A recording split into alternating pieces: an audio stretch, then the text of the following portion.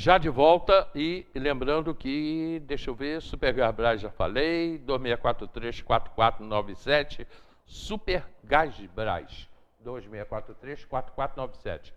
Eu estou esperando uma confirmação do secretário de Serviços Públicos, Davi Serafim, para amanhã. Ele ainda não me confirmou, tá? Mas eu estou esperando para amanhã o secretário de Serviços Públicos, Davi Serafim. É o nosso convidado para amanhã, aguardando a vida dele. Aparecida Miranda escreveu A Filha de Onélia. E ela vai explicar para a gente o que é, que história é essa, que livro é esse. E apresento para vocês a Aparecida que está aqui comigo. Tá? Bom dia, com você. Quem é você? Peraí. Olha o que eu acabei de fazer, gente. Olha o que eu acabei de fazer. Eu deixei o microfone dela aqui do lado. Tá. Ok? Ok. Bom dia a todos. Primeiro, obrigada pela oportunidade, pelo espaço. A Filha de Onélia. Onélia é o nome da minha mãe. Minha mãe, nós tínhamos uma relação muito bacana. Minha mãe faleceu em 2010.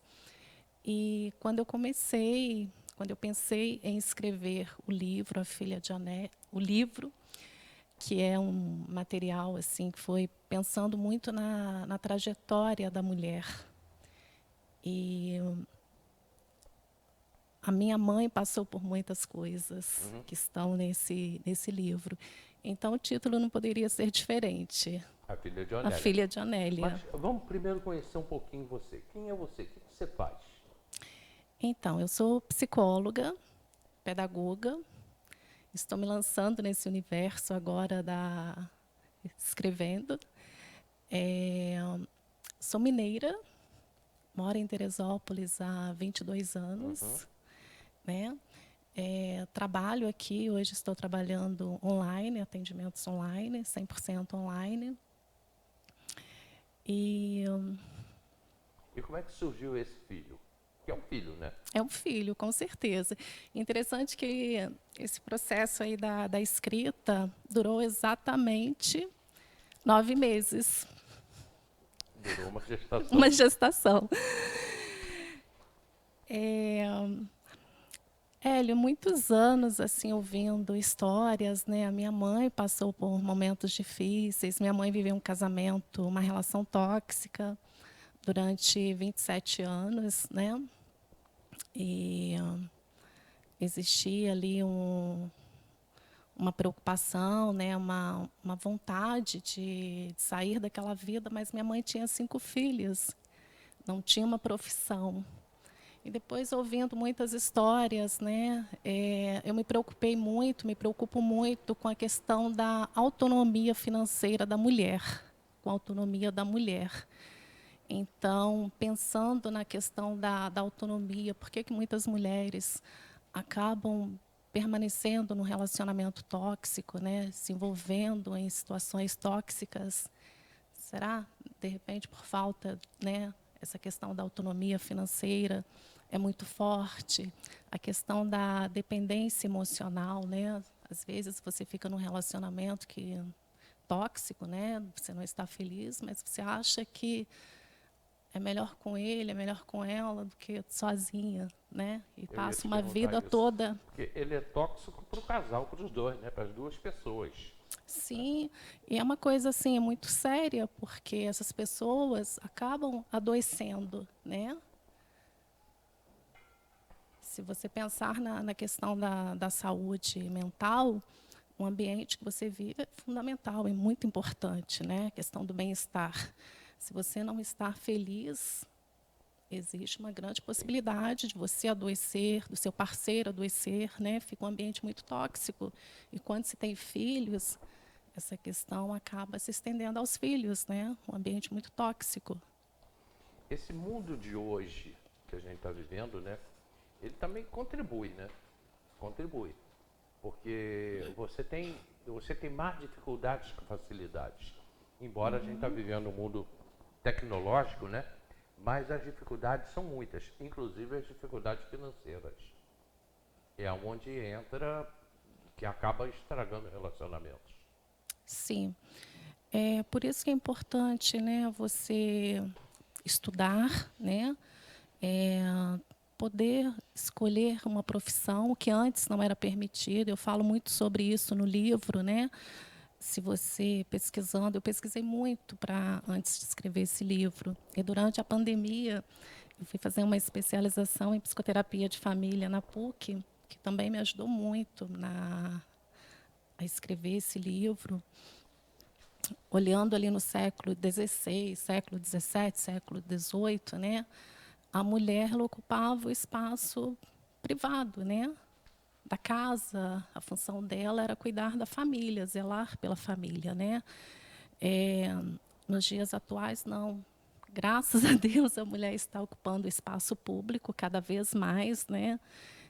Ocupando cargos importantes. No Ocidente, Sim, é, aqui, né? No mundo que a gente conhece e vive, sim, no sim, Ocidente. Porque do lado de lá, em alguns países do Oriente, ou praticamente todos, né?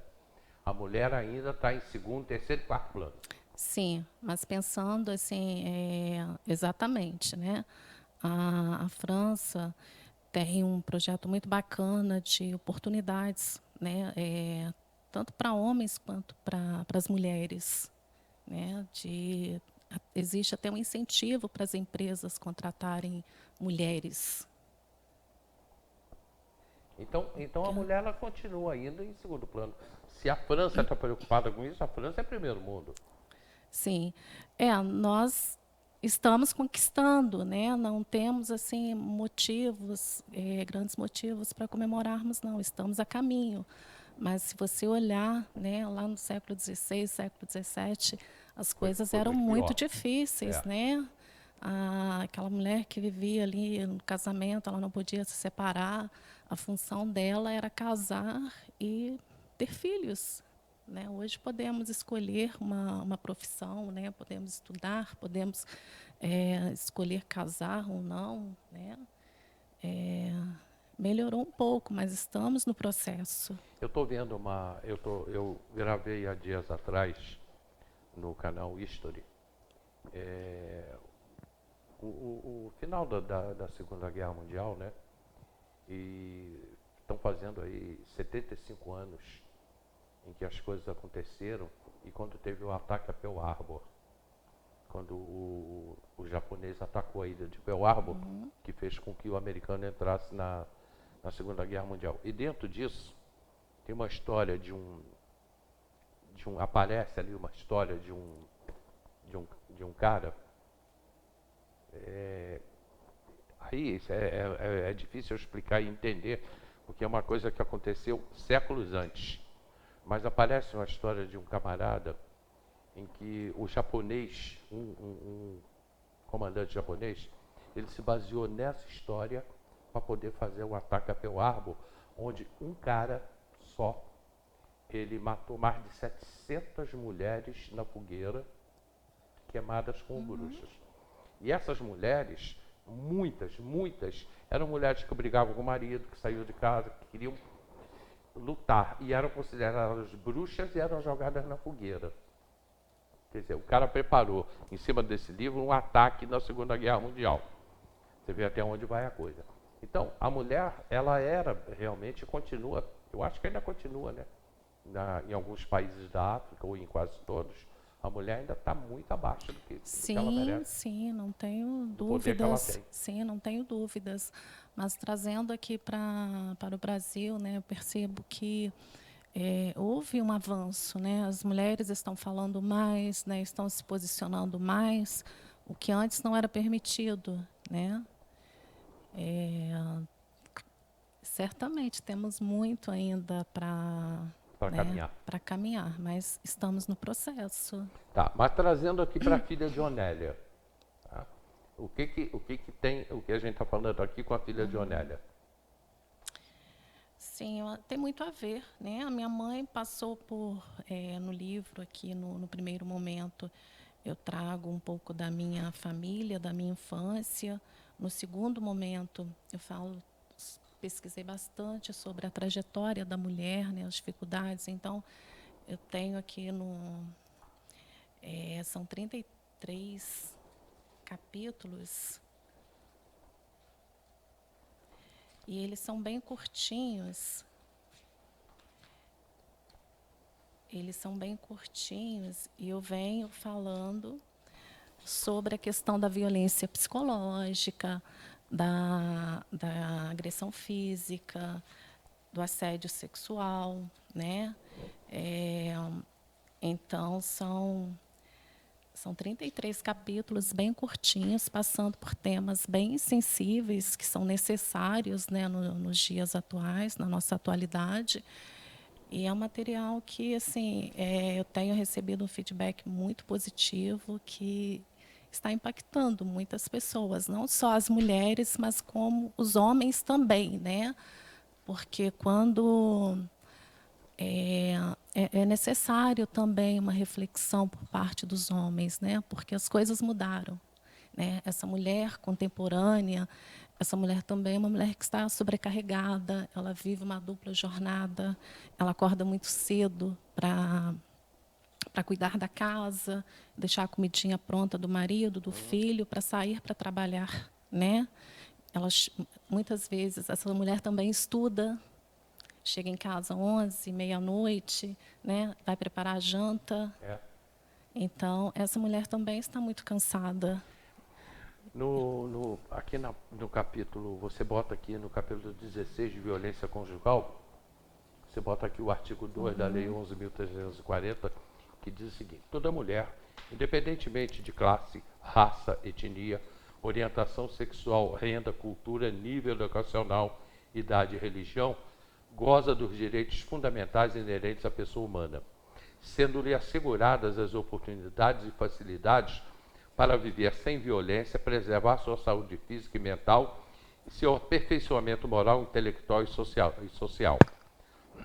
Serão asseguradas às mulheres as condições para o exercício efetivo dos direitos à vida, à segurança, à saúde, à alimentação, à educação, cultura, moradia, ao acesso à justiça e ao esporte, ao lazer, ao trabalho, à cidadania, à liberdade, dignidade, ao respeito e à convivência familiar e comunitária.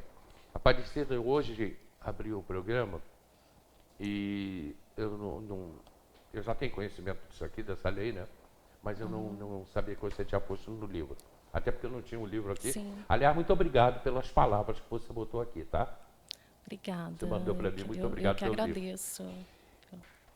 A gente tem aqui, e pegando Teresópolis como exemplo, Aparecida, a gente tem mulheres, e muitas aqui em Teresópolis, aqui na nossa cidade, que não tem comida dentro de casa.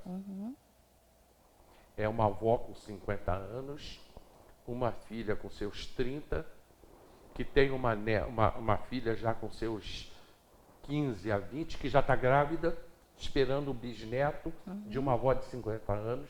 A gente tem muito disso aqui em Teresópolis. E essas mulheres, elas não têm direito a nada disso que a gente tem aqui. Não tem direito à dignidade. Isso é muito triste, né? Porque existe uma lei, né?